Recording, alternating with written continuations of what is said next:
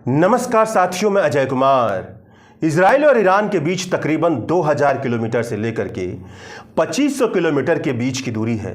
इतनी लंबी दूरी पर मौजूद ईरान के परमाणु ठिकानों, बैलिस्टिक मिसाइल के कारखानों, दर्जनों न्यूक्लियर साइंटिस्ट के घरों और टॉप सैनिक कमांडरों पर करीब 200 फाइटर जेट से इजराइल ने 13 जून की सुबह 3 बजे घंटों जोरदार हमला किया। इस हमले में ईरान की राजधानी तेहरान और कई महत्वपूर्ण शहरों की बुनियादी और मिलिट्री ढांचे बर्बाद हुए हैं। ईरान के न्यूक्लियर फैसिलिटी के गढ़ नतांज शहर पर बहुत जोरदार हमला इजराइल ने किया है। कई टॉप सैनिक कमांडर मारे गए हैं और कई टॉप न्यूक्लियर साइंटिस्ट मारे गए हैं। जानकार बता रहे हैं कि ईरान और इजराइल कई बार लड़ चुके हैं, लेकिन अब की बार इजराइल ने जितने बड़े लेवल पर हमला किया है उतने बड़े लेवल पर साल 1980 से लेकर अब तक, मतलब इस्लामिक रिपब्लिक ऑफ ईरान बनने से लेकर अब तक हमला नहीं किया था। इजराइल के प्रधानमंत्री बेंजामिन नेतन्याहू का कहना है कि जब तक ईरान के परमाणु हथियार से पैदा होने वाले खतरे को रोका नहीं जाता, जो खतरा इजराइल के अस्तित्व के खिलाफ खतरा है, तब तक इजराइल का ईरान के खिलाफ मिलिट्री ऑपरेशन जारी रहेगा। इजराइल के हमले से एक दिन पहले परमाणु हथियारों पर निगरानी करने वाली यूनाइटेड नेशंस की संस्था ने यह कहा था कि ईरान इस तरह से यूरेनियम इनरिचमेंट कर रहा है जिसकी इजाजत उसे नहीं मिली है। वह परमाणु अप्रसार संधि मतलब नॉन प्रोलिफरेशन ट्रीटी का उल्लंघन कर रहा है, जिसके तहत नागरिक मकसदों के लिए यूरेनियम इनरिचमेंट की इजाज़त तो मिलती है, मगर इस तरह से इनरिचमेंट नहीं होना चाहिए कि उससे हथियार बना लिया जाए। अब यहाँ पर आप सवाल पूछ सकते हैं कि ईरान अगर परमाणु हथियारों पर निगरानी रखने वाली अंतर्राष्ट्रीय संस्था की बात को नहीं मान रहा है तो इजराइल क्यों न हमला करें। इस सवाल का जवाब नियमों कानून से दूर हकीकत की दुनिया में उतरकर देखने से पता चलेगा, क्योंकि अंतर्राष्ट्रीय दुनिया में ज्यादातर नियम और कानून मजबूत देशों ने अपने फायदे के लिए, अपने पक्ष के फायदे के लिए बनाए हुए हैं। जानकार बताते हैं कि इजराइल को अमेरिका का साथ हासिल है। इजराइल जैसा छोटा सा मुल्क जिसकी आबादी मुश्किल से 1 करोड़ भी नहीं है, तकरीबन 96 लाख के आसपास है, वह देश जब से इस दुनिया के नक्शे पर आया है तब से लगातार लड़ रहा है। ऐसा इसीलिए संभव है क्योंकि उसे अमेरिका के डिफेंस, पैसे और तमाम तरह का जो सहयोग होता है उसका साथ बिना किसी रोक टोक हासिल हुआ है। इसीलिए इजराइल बेलगाम होकर घूमता रहता है। इजराइल का यह मानना रहा है कि गजा और फिलिस्तीन अगर मजबूत होंगे तो वह ईरान के बलबूते ही मजबूत हो सकते हैं, और ईरान ने भी खुलकर के फिलिस्तीन का सहयोग दिया है। ईरान जैसा देश जो अमेरिका जैसे किसी ताकतवर देश का सहयोग नहीं हासिल कर पाता है, मगर ईरान ने इस बुनियाद पर कि जो इजराइल और अमेरिका सहित पश्चिम की ताकतों का विरोध करता है वह ईरान का सहयोगी है, ईरान उसकी मदद करेगा, इस बुनियाद पर ईरान ने मध्य एशिया में कई लड़ाके संगठन तैयार किए थे, जिसमें फिलिस्तीन में हमास, जो फिलिस्तीन की आज़ादी के लिए लड़ने वाला एक संगठन है, लेबनान में हिजबुल्ला जैसे संगठन शामिल हैं। इजराइल ने पिछले कई सालों से ईरान और ईरान के इन प्रॉक्सी संगठनों जैसे कि हमास और हिजबुल्ला पर कई बड़े हमले किए। ईरान के टॉप सैनिक कमांडरों को इजराइल ने मार गिराया है, बड़े ही ऊंचे दर्जे के न्यूक्लियर साइंटिस्ट को मार गिराया है। सीरिया की असद की सरकार ईरान की सहयोगी सरकार थी। इस सरकार को विद्रोही गुटों के जरिए हटाने में इजराइल की भी बहुत बड़ी भूमिका रही है। एक तरह से कहा जाए तो इजराइल ने ईरान के उन सभी सहयोगियों को तोड़कर रख दिया था जो ईरान के साथ इजराइल के खिलाफ डिफेंस का काम करते थे। वहीं पर अगर ईरान की बात की जाए तो ईरान के न्यूक्लियर प्रोग्राम को बहुत लंबे समय से अमेरिका और इजराइल पश्चिम एशिया में अपने अस्तित्व के लिए खतरा मानते आए हैं। अंतर्राष्ट्रीय मामलों के जानकार यह बताते हैं कि पश्चिम एशिया में केवल इजराइल एक ऐसा मुल्क है जिसके पास न्यूक्लियर फैसिलिटी है, लेकिन अमेरिका की छत्र छाया में रहने के चलते इंटरनेशनल एटॉमिक एनर्जी एजेंसी भी इस पर सवाल नहीं खड़ा करती है, जो लगातार ईरान के न्यूक्लियर प्रोग्राम पर सवाल खड़ा करती है, लेकिन इसके खिलाफ यानी कि इजराइल के न्यूक्लियर प्रोग्राम के खिलाफ कुछ भी नहीं कहती है। ईरान कई सालों से अपने न्यूक्लियर प्रोग्राम की वजह से आर्थिक प्रतिबंधों का सामना करते आ रहा है। मतलब दशकों से ईरान को वह माहौल मिला ही नहीं कि वह अपनी आर्थिक क्षमता का विकास कर पाए, समृद्धि के रास्ते पर आगे बढ़ पाए।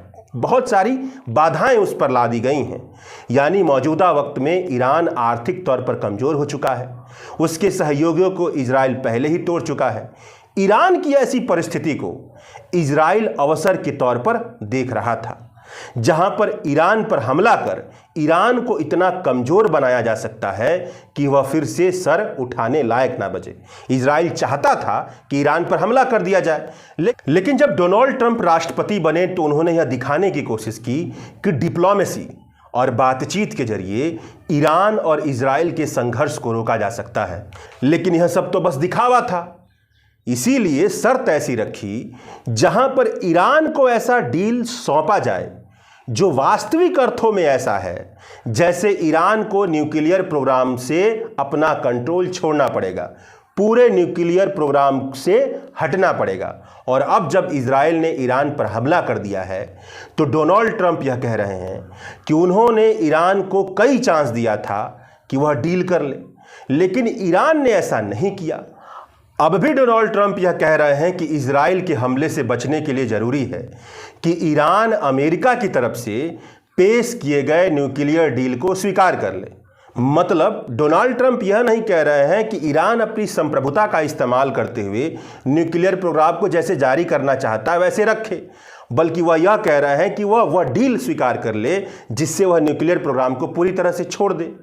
यानी भले ही अमेरिका खुलकर यह न कह रहा हो कि इजराइल के साथ वह खड़ा है, लेकिन राष्ट्रपति ट्रंप की बोली यह बता रही है कि वह इजराइल के साथ खड़े हैं। अगर ईरान न्यूक्लियर प्रोग्राम से अपना कंट्रोल नहीं छोड़ता है तो इजराइल हमला करेगा, उनकी बोली यह है।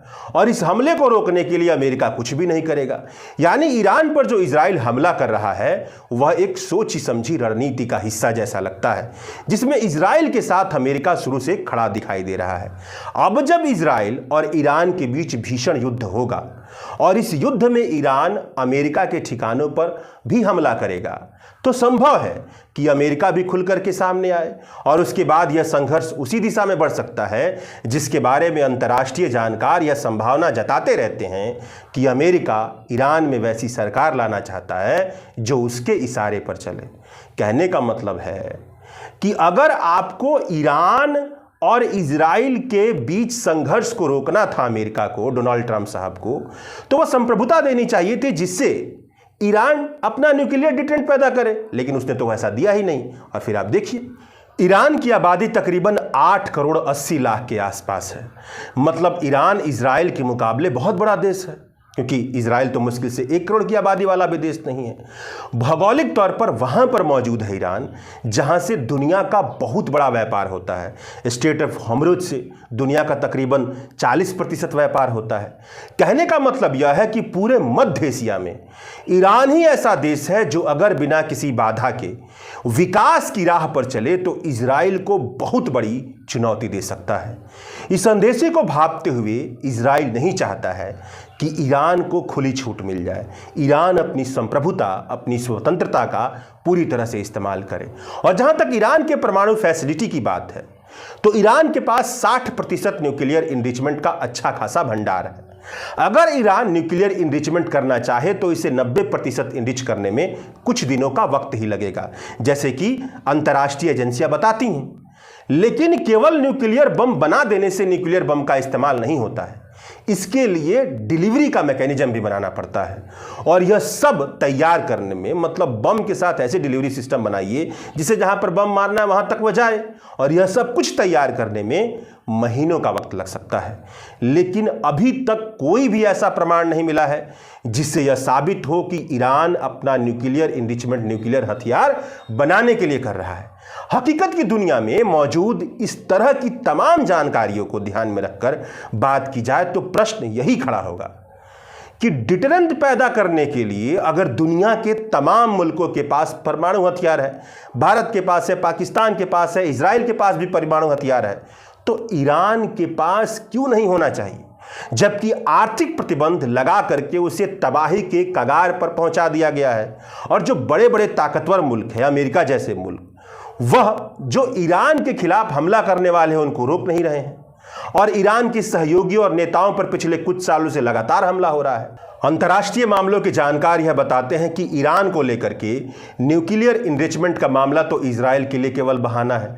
मतलब जो इजराइल यह कह रहा है कि ईरान के परमाणु हथियार बनाने से रोकना उसका मकसद है, यह तो केवल बहाना है। दरअसल इजराइल को यह लगता है कि ईरान के हमास, हिजबुल्ला और सीरिया में मौजूद सहयोगियों को इजराइल ने पूरी तरह से तोड़ दिया है। ईरान जितना कमजोर आज है उतना पहले कभी नहीं था।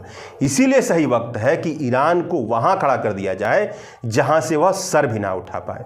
और इसमें अमेरिका का भी भरपूर साथ मिल रहा है। इजराइल के हमले पर ईरान के supreme leader ayatollah Ali Khamenei ने कहा है कि इजराइल को इस हमले की भारी कीमत चुकानी पड़ेगी। इस अपराध के लिए इजराइल ने अपने लिए कड़वी और दर्दनाक सजा तय कर ली है और यह सजा उसे जरूर दी जाएगी। इजराइल के जवाबी हमले में ईरान ने भी इजराइल पर करीब 100 ड्रोन से हमला किया है। इजराइल की हरकतें मध्य एशिया में किसी ऐसे बेलगाम देश की तरह बनती जा रही हैं जिस पर उस पूरी अंतर्राष्ट्रीय व्यवस्था की कमजोरी उजागर हो जाती है जो विश्व शांति और साझा सहयोग की बात करती है। इजराइल ने आत्मरक्षा का कार्ड फेंककर गजा के तकरीबन 54,000 से ज़्यादा लोगों को मार दिया। भूखमरी के हालत पैदा कर गजा में नरसंहार जारी है। इसे अब तक अंतर्राष्ट्रीय बिरादरी रोक नहीं पाई है। अब ईरान पर बहुत बड़े लेवल पर हमला जारी है। अमेरिका के साथ पाकर के डिफेंस पावर में इजराइल बहुत मजबूत देश है, मगर यहाँ पर ध्यान देने वाली बात है कि इजराइल आबादी के मुकाबले में बहुत ही छोटा मुल्क है। उसकी आबादी मुश्किल से 96 लाख और 1 करोड़ के आसपास है, 1 करोड़ भी नहीं है। अगर ईरान का कोई भी हमला इजराइल के डिफेंस को तोड़ करके इजराइल तक पहुंचता है तो यह बहुत ही ज़्यादा नुकसानदेह साबित होगा। शुक्रिया।